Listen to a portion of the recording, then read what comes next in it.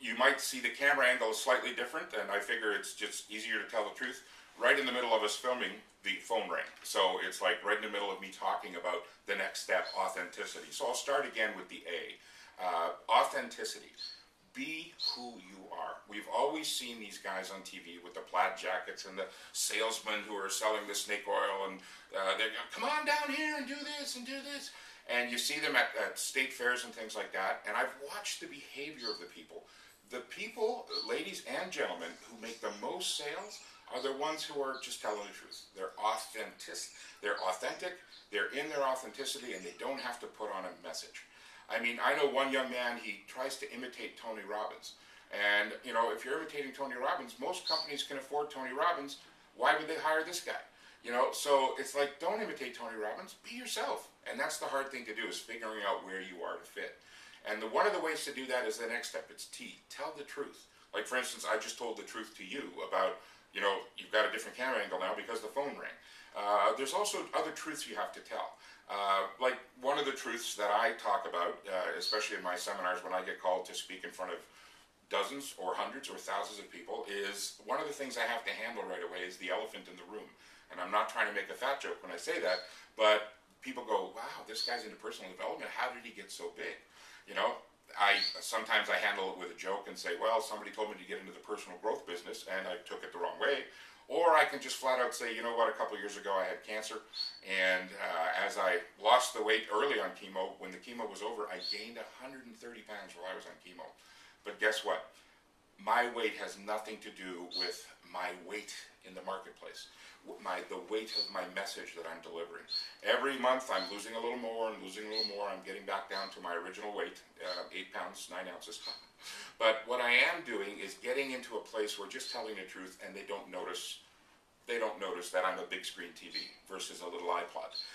And they get that, oh my, it's my job to tell the truth and get them to know that it's true for them, or invite them to say it's true for them.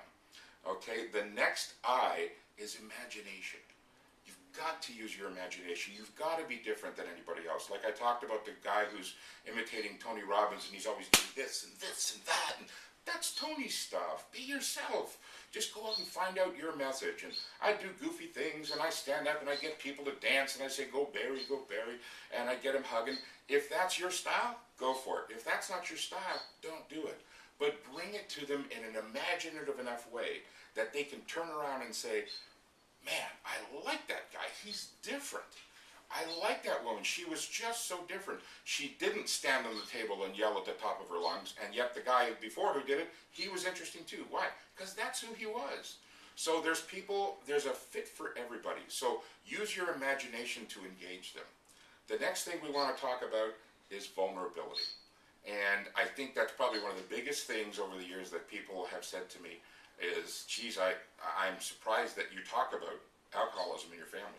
I'm surprised you talk about your weight. I'm surprised you talk about the time you went bankrupt, or the time you had cancer, or the time, you know, and I'm sitting there thinking, why wouldn't I though? If I have been blessed with the gift of the microphone and for 21 years, and God keeps telling me, here you go, take the mic and do it again, I think it's my obligation to tell people the truth, even when it's not popular.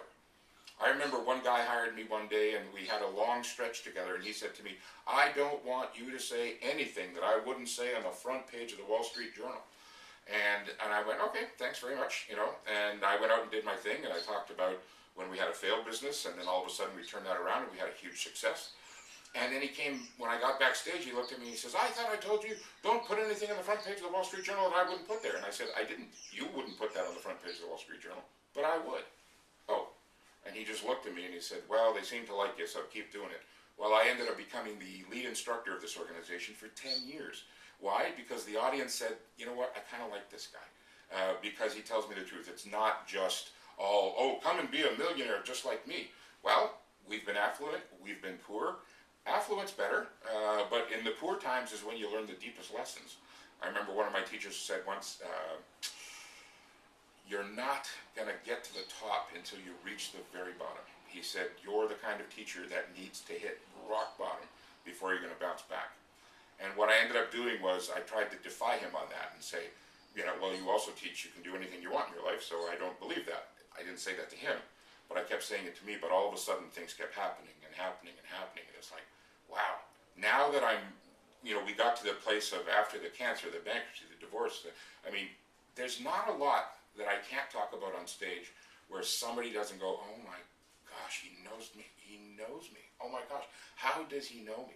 It's because I've been through a lot of the stuff myself. Do I know everything? Obviously not. You're not going to buy my diet and exercise videos, at least not yet, maybe someday. But you're not going to do that. Why? You've got to learn from somebody who's done it.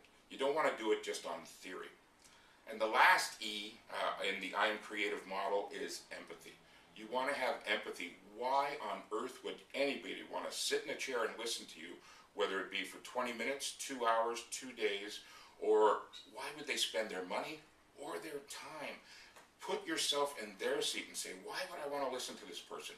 And when you have to answer that as the speaker or the presenter, you have to answer it in a way that it says, wow, the only way I can make them listen or invite them to listen for a few days is to tell the truth. It's to do everything we've talked about and make it interesting. My message, have a conversation, and we're going to talk about relationship. Begin with the end in mind. Accountability, authenticity, truth, imagination, vulnerability, and empathy. So those are the 10 steps you need, and all you have to do is, they say be yourself. Well, what if yourself needs to get a charge? That's why we put on the Canadian Professional Speaker School, and we'll tell you more about that later in another video. This video is just to introduce you to the fact that if you have to give a speech between now and the next 2 minutes, or 2 weeks, or 2 months, this is a model you can use. I invite you to play with this model, use it whatever way you want, and make it bigger. One of the people asked me, well, what's the purpose in your life? And we ended up coming with it. One lady said, well, Barry, you're kind of like the juice man. And I said, what does that mean? And she said, well, you teach about joy, understanding, intimacy, you talk about celebration, and you talk about excellence. And I went, wow, yeah, I guess I do.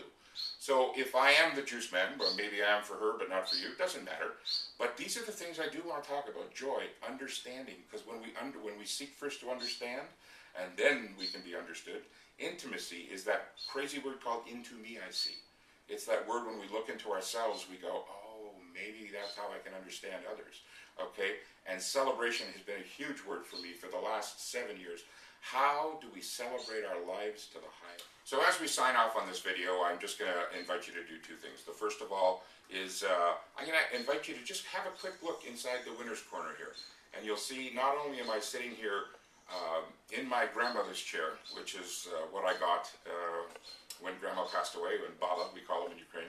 And this is, I could have gone out and bought leather chairs and made it, but no, these are my homegrown chairs. This is my grandma's chair. And she was my first ever best friend. And if you want to find out more about the Canadian Professional Speaker School, all you got to do is click on the annotation right here, and you'll find out more about the school, when our next enrollment is, and the special deal we've got for our very first class. See you next time.